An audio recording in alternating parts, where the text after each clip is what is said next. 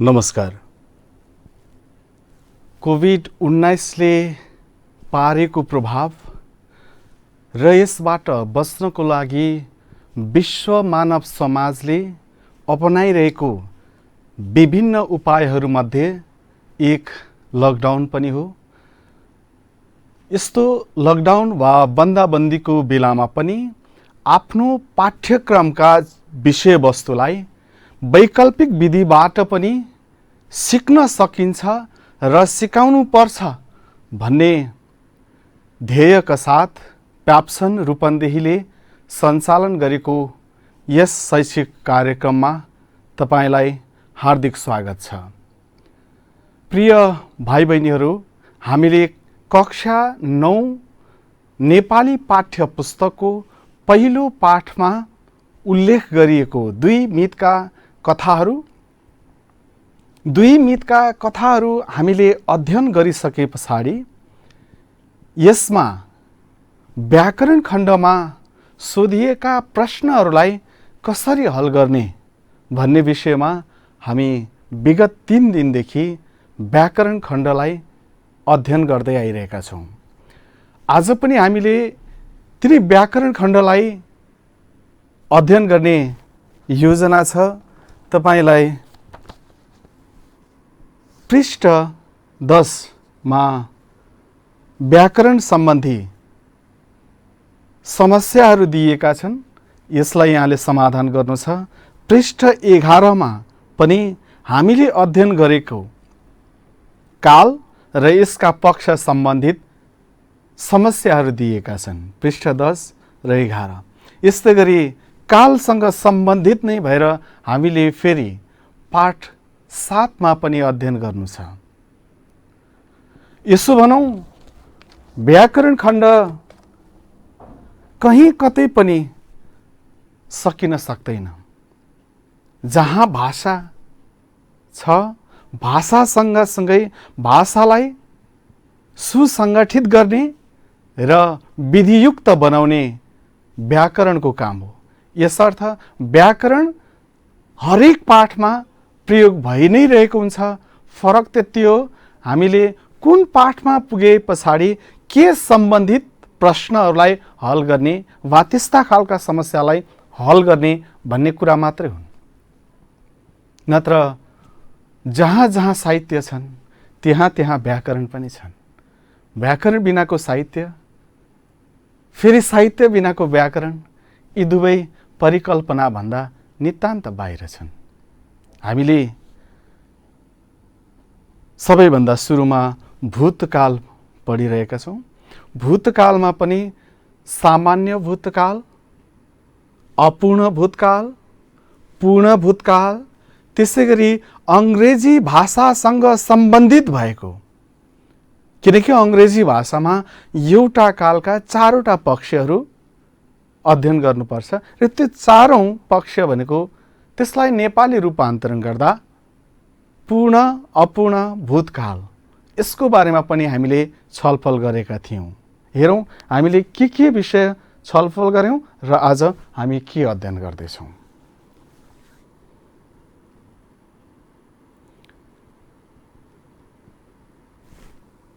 आज हामीले अध्ययन गर्नुपर्ने भूतकालका थप 2वटा पक्षहरू हुन्। ती 2वटा पक्षहरूमध्ये एउटा पक्ष रहेको छ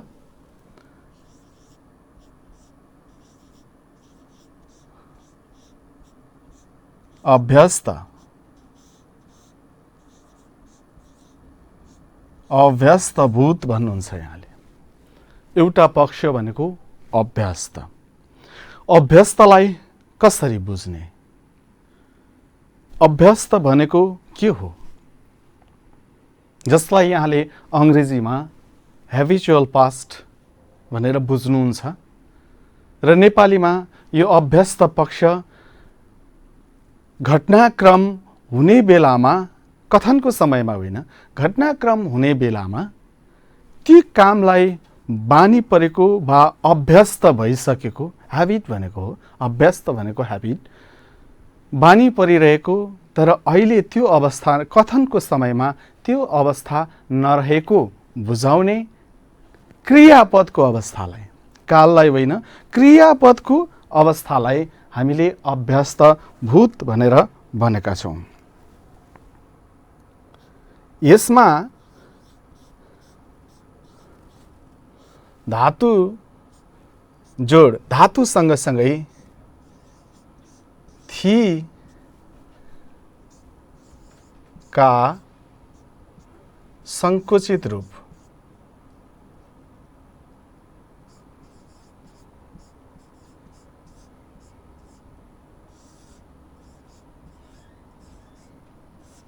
प्रयोग हुन्छन्। मैले यो काम गर्थेँ, मैले यो काम गर्थेँ, त्यो काम गर्थेँ, सानामा यस्तो गर्थेँ, मसँग मात्रै, किनकि मैले यहाँलाई मसँग मात्रै केन्द्रित रहेर अहिले वाक्यांश वाक्यहरू बनाउन सिकाइरहेको छु। यसको पनि एउटा अर्थ छ। हामीले सधैँभरि कर्ताको रूपमा किन म मात्रै प्रयोग गरिरहनु, अरू पनि त प्रयोग गरेको भए हुन्थ्यो। हुन्छ, प्रयोग गर्न सकिन्छ, तर यसको अर्थ के भने अब हामीले प्रथम पुरुषबाट बहुवचनमा लैजाँदा, त्यसपछि द्वितीय पुरुषमा लैजाँदा, तृतीय पुरुषमा लैजाँदा कस्तो असर पर्न सक्छ क्रियापदलाई। क्रियापद पनि बदलिन्छ। त्यो बदलिएको अवस्थालाई काल भन्ने कि नभन्ने, यो अध्ययन गर्नको लागि हामीले एउटा मात्रै कर्ताको प्रयोग गरिरहेका छौँ अहिलेसम्म। यसको म हामीले पढ्ने कुराकानी नै गरिरहेका छौँ। पुस्तक,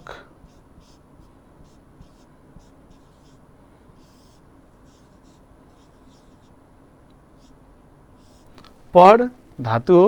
यो धातु सँगसँगै जोडिनुपर्ने थीका संकुचित रूपहरू पढ थिएँ प्रयोग गर्नुभयो भने यो अभ्यस्त भूतकाल यसरी बन्दछ। अब आउनुहोस् अज्ञात।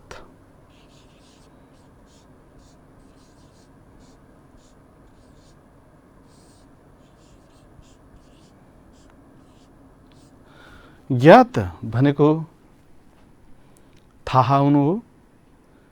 यहाँले नेपाली भाषामा यसका विभिन्न वाक्यहरू बनाएर बोल्नुहुन्छ वा सुन्नु भएको छ होला। ज्ञात अज्ञात शहीदहरू भन्ने गरिन्छ। ज्ञात भनेको थाहा हुनु, ज्ञात भनेको थाहा हुनु र यसमा उपसर्ग लागेको छ। यहाँलाई उपसर्गको बारेमा मैले जानकारी दिँदा भनेको थिएँ उपसर्गका तीनवटा कामहरू। एउटा अर्थमा फरक नपार्ने, दोस्रो थियो विशेषता थप्ने र तेस्रो थियो विपरीत अर्थ प्रदान गर्ने। जस्तो मृत एउटा, अमृत त्यसको अर्थ फरक, मृत र अमृतको अर्थ फरक भए जस्तै यहाँ पनि ज्ञात अज्ञात भूत। जतिखेर कर्ताले गरेको कामको कार्य व्यापार भइसकेको हुन्छ त्यतिखेर त्यो घटना सम्बन्धी ज्ञान हुँदैन, थाहा हुँदैन। जतिखेर थाहा हुन्छ त्यतिखेर कार्य व्यापार सकिसकेको हुन्छ। यसलाई हामीले अज्ञात भूत भनेर भन्छौँ।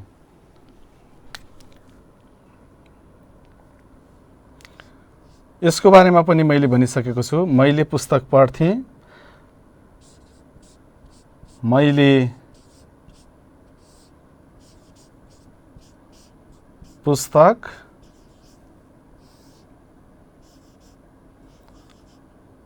पढ धातु हो। धातु पछाडि ए र त्यस पछाडि बल्ल छ का रूपहरू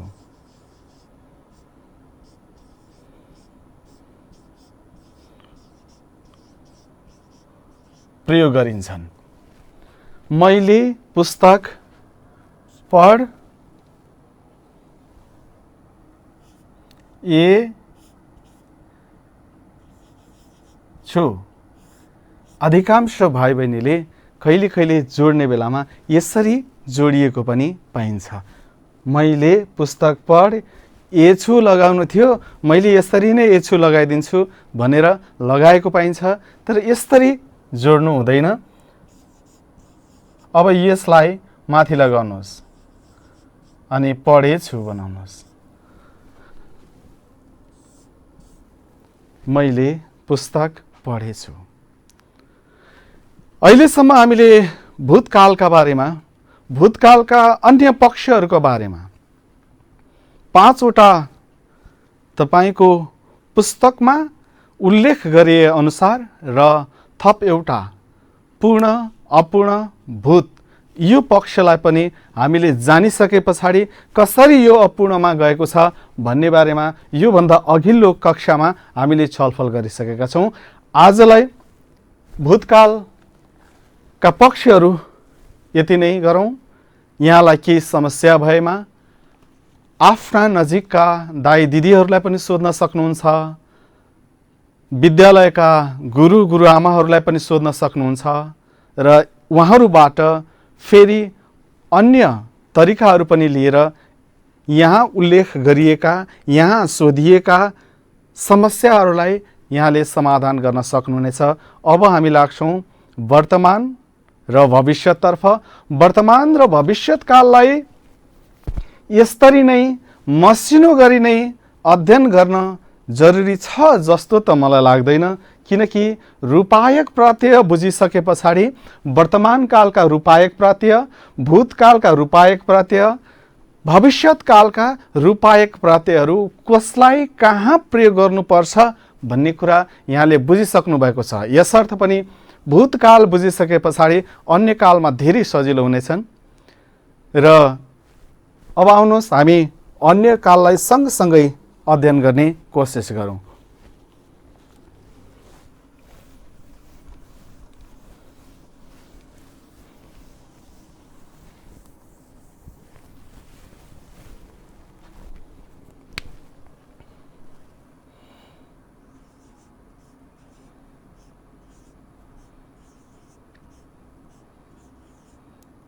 भूतकाल, भूतकालका रूपायक प्रत्ययहरू के हुन् एकचोटि भन्नुहोस् त।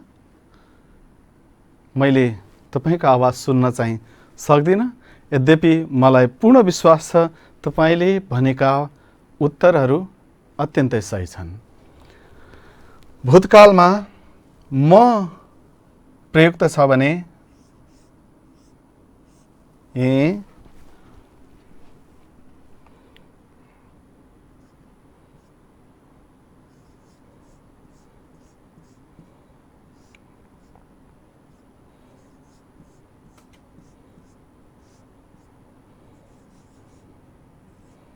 लगायत भनेर बुझौँ। अहिले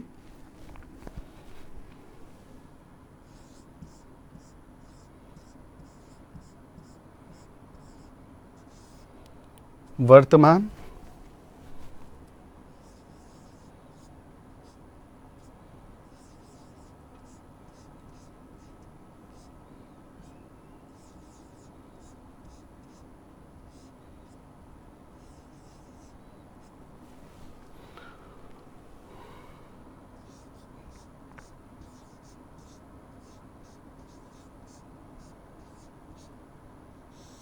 भविष्यत,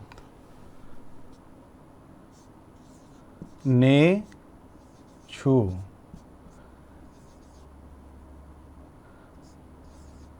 ने छौं,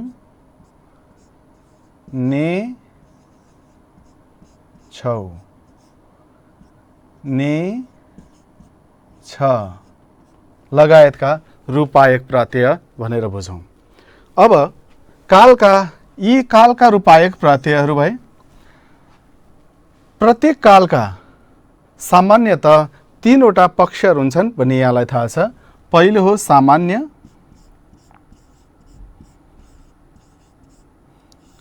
दोस्रो रहेको छ अपूर्ण,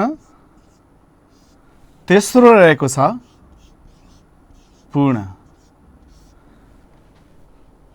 एउटा उदाहरण, म पुस्तक यहाँ धातु पढ भन्ने धातु छ भने सामान्य बनाउनु छ भने तपाईलाई पूर्ण र अपूर्णमा प्रयोग भएका रूपायक प्रत्ययहरू जरुरी छैनन्। त्यसै कारणले तपाईँ सिधै कुन कालमा प्रयोग गर्न चाहनुहुन्छ? सामान्य भूतकाल बनाउँदै हुनुहुन्छ भने म पुस्तक पढेँ नभइकन मैले पुस्तक पढेँ हुन पुग्छ, किनकि सकर्मक र अकर्मकको बारेमा पनि तपाईलाई मैले नै यसभन्दा अगाडिको कक्षामा छलफल गरिसकेको छु, जानकारी दिइसकेको छु। यदि तपाईले यसलाई वर्तमान कालमा पुर्याउनु छ भने के प्रयोग हुन्छ? दै प्रयोग हुन्छ कि एकाएक के प्रयोग गर्ने हो?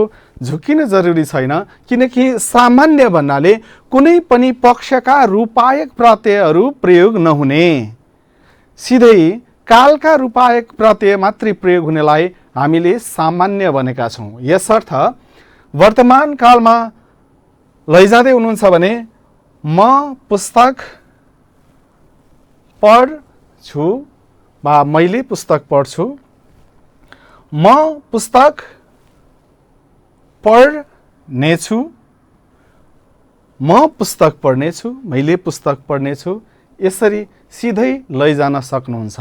तपाईलाई कुन पक्षमा के राख्नु होला भनेर यसरी झुकिनु परेन, किनकि सामान्यमा पहिलो चरणमै, जस्तै तपाईले अङ्ग्रेजीमा फर्स्ट स्टेप भन्नुहुन्छ होला, पहिलो चरणमै यसको उत्तर आइपुग्छ।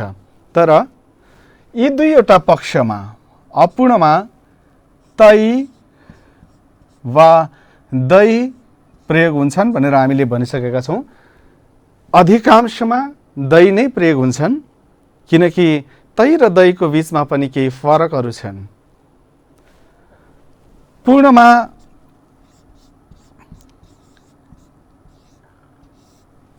प्रथम पुरुष एको, एका, एकी, यहाँले यी रूपायक प्रत्ययहरूलाई प्रयोग गर्नुहुन्छ। अपूर्ण भन्न बित्तिकै अपूर्ण भविष्यत होस् कि अपूर्ण वर्तमान होस् कि अपूर्ण वर्तमान होस्, भूत होस् भविष्यत होस्, जतासुकै अपूर्ण भन्न बित्तिकै हामीले बुझ्ने कुरा के हो भने रूपायक प्रत्ययमा दै वा तै लागेको, धातुमा दै वा तै लागेको, त्यस्तो खालको रूपायक प्रत्यय प्रयोग भएको र यी रहेको यी रहेकी पनि अपूर्णमै प्रयोग हुन्छ भन्ने कुरा जान्न जरुरी छ। त्यस्तै पूर्णमा धातु पछाडि एको, एका, एकी जस्ता रूपायक प्रत्ययहरू प्रयोग भएको भन्ने जान्न जरुरी छ। अब यसलाई अपूर्णमा बदल्दै हुनुहुन्छ। मैले वा म पुस्तक पढ धातुसम्म मात्रै दिएको छ। अब यस पछाडि तपाईलाई अपूर्ण बनाउनु छ। मान्नुहोस् यसलाई अपूर्ण बनाउनु छ। पढ दै, अब कुन कालमा लैजानु छ? यो त अपूर्णमा भइहाल्यो। पूर्णमा बनाउनु परेको भए यसलाई म पुस्तक पढेको हुन्थ्यो। त्यसपछि कुन कालमा प्रयोग लैजानु छ त्यो कालका रूपायक प्रत्ययहरू लिएर जोड्नुहुन्थ्यो यहाँले, अनि त्यही कालमा पुग्न सक्दथ्यो। पढ्दै, पढ्दैछु, पढ्दै थिएँ वा पढेँ, पढेँ, पढ्दै थिएँ, पढ्दै छु, पढ्दै हुनेछु। हामीले पुस्तक पढ्थ्यौँ, पढ्थ्यौँ, मैले पुस्तक पढ्थेँ, त्यो पनि हो, तर यहाँ उल्लेख भएको होइन। फेरि पढ्थेँ, भूतकाल त भूतकाल नै हो। अभ्यस्तमा मैले पुस्तक पढेछु, मलाई थाहै भएन, अहिले मात्रै थाहा भयो, त्यो पनि भूतकाल नै सम्बन्धित छ। यसरी यहाँले गर्न सक्नुहुन्छ। अब कालका रूपायक प्रत्ययहरूलाई जोड्नुहोस्। पढ्दै हुनेछु, पढ्दै छु, यो वर्तमान कालमा। तैदै अपूर्ण पक्ष र यो वर्तमान काल। अहिले म पुस्तक पढ्दैछु, यो क्रियापदले हामीलाई भन्दैछ अपूर्ण वर्तमान। यसरी पहिला कुन पक्षमा लैजानु छ त्यो पक्षका रूपायक प्रत्यय यहाँले प्रयोग गर्नुस्। त्यस पछाडि कुन कालमा लैजानु छ कालका रूपायक प्रत्यय प्रयोग गर्नुभयो भने काल र पक्ष यहाँले भने जसरी नै सजिलैसँग हिँड्न सक्दछ। अब यहाँले बुझ्नुभयो होला भन्ने विश्वास लिएको छु। अब यहाँ हामीलाई दिएका केही अभ्यासहरू छन्। यी अभ्यासबाट अलि छोटो खालको अभ्यास म यहाँहरूमाझ राख्छु, त्यसपछि हामी त्यसको बारेमा छलफल गर्नेछौँ।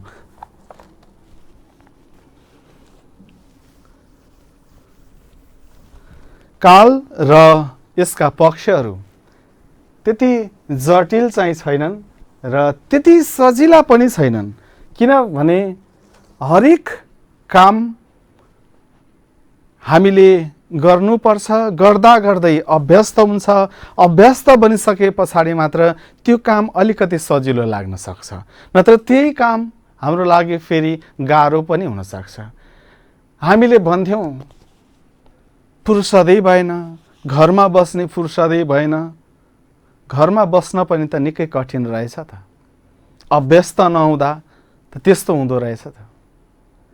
कतिपय व्यक्तिले भनेको पनि हामी पाउँछौँ कामै नगरी बस्न सजिलो, त्यो पनि त हुँदो रहेछ। कामै नगरेर बस भन्दा पनि त अप्ठ्यारो हुँदो रहेछ त। यसकारण हरेक अभ्यासलाई यहाँले आफैले बुझेर गर्ने प्रयत्न गर्नुभयो भने ती अभ्यासहरू क्रमशः सजिलो सजिलो सजिलो हुँदै आउनेछन्। अब यहाँ तपाईलाई अलि छोटो खालको आज गरौँ, अलि लामो खालको छ भने हामीले यसलाई फेरि अर्को कक्षामा गर्ने कोसिस गर्नेछौँ। यहाँ छ तलको तालिकामा भूतकालका सबै पक्षमा आधारित केही क्रियापदहरू उल्लेख छन्, तिनलाई आफ्नो कपीमा लेख्नुहोस् भनेर उल्लेख गरिएको छ। यही हामी यहाँ लेख्छौँ, यहाँले पनि लेख्ने कोसिस गर्नुहुनेछ र यस सम्बन्धी हामी छलफल गर्छौँ। सबैभन्दा पहिलो सामान्य रहेको छ। सामान्य जहाँ कुनै पनि पक्षका रूपायक प्रत्ययहरू प्रयोग भएका हुँदैनन् त्यसलाई सामान्य भनिन्छ। अर्को अपूर्ण रहेको छ। धातु पछाडि तै वा दै रूपायक प्रत्यय लागेको त्यसलाई हामीले अपूर्ण पक्ष भन्छौँ। अर्को छ पूर्ण पक्ष। एको, एका, एकी जस्ता रूपायक प्रत्यय प्रयोग भयो भने हामीले त्यसलाई पूर्ण पक्ष भन्छौँ। अर्को रहेको छ अभ्यस्त। अभ्यस्त पक्ष रहेको छ, जसलाई हामीले भनेका छौँ थीका संकुचित रूपहरू थे, थ्यौं लगायतका प्रयोग हुने भनेर भनिसकेका छौँ। र अर्को छ अज्ञात। अज्ञात ए धातु पछाडि ए त्यस पछाडि छ का अन्य रूपहरू प्रयोग हुन्छन् भनेर मैले भनेको छु तपाईलाई। अब यहाँ सामान्यमा भूतकालमा गयो, यसैलाई बनाउँदै जानुहोस्।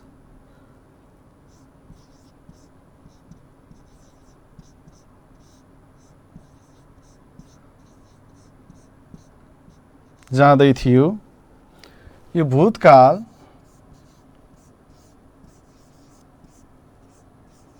हामीले सबैलाई भूतकालमै लैजाँदैछौँ। अब गयो, जाँदै थियो, गएको थियो। कहिले कहिले अलिकति झुकिने कुरा पनि हुन सक्छ। जा धातुबाट दिएको हुन्छ अनि सामान्यतः भाइ बहिनीहरूले सोच्ने पनि गर्नुहुन्छ, कहिले कहिले भन्ने पनि गर्नुहुन्छ। अनि जहाँ धातु छ भने त्यसपछि एको लगाउँदाखेरि जाएको हुन्छ भन्ने कुराकानी पनि भाइ बहिनीहरूले गर्नुहुन्छ। त्यसो नभए यहाँ गएको,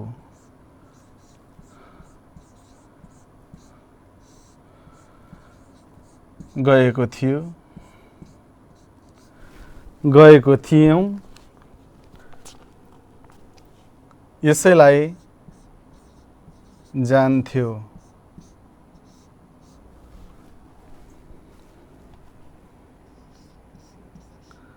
गएछ। यहाँ मैले लेखिनुका कारण यहाँसँग अझै पनि पाठ्य पुस्तक उपलब्ध भएको छैन भने जा धातुका भूतकालमा रूपहरू कस्ता कस्ता हुन्छन् र त्यसलाई वाक्यमा प्रयोग हामी कसरी गर्न सक्छौँ यसलाई अभ्यास गर्नुहोस् भनेर यहाँ उल्लेख गरिएको हो। सामान्य पक्षमा गयो। अब यसभन्दा अगाडि प्रयोग हुने कर्ता कर्म यहाँहरूले आफैले छनौट गरी वाक्य निर्माण गर्नुहोस्। त्यस्तै गरी अपूर्ण पक्ष छ, जाँदै थियो, पूर्ण पक्षमा रहेको छ, गएको थियो, अव्यस्त पक्षमा छ, जान्थ्यो र अज्ञात भूत अज्ञात पक्षमा रहेको छ, गएछ। यसलाई तपाईले वाक्यमा प्रयोग गर्ने प्रयत्न गर्नुहोस्। आजको लागि निर्धारित समयको करिब अन्तिमतिर म आइपुगेको छु। यहाँहरूलाई केही सिकाउने जमर्को गर्दा गर्दै कोसिस गर्दा गर्दै आजको समय सकिन थालेको छ। यहाँ घरमै बस्नुहोस्, स्वस्थ रहनुहोस्, परिवार लगायतका अन्य व्यक्तित्वहरूलाई पनि स्वस्थ रहनको लागि तपाईको भूमिका पनि महत्त्वपूर्ण हुनेछ। हामी सबै स्वस्थ रह्यौँ भने यसरी नै अध्ययनलाई जारी राख्न सक्नेछौँ। स्वस्थ रहौँ, कोरोनालाई पराजित गरौँ। हवस् त, नमस्कार।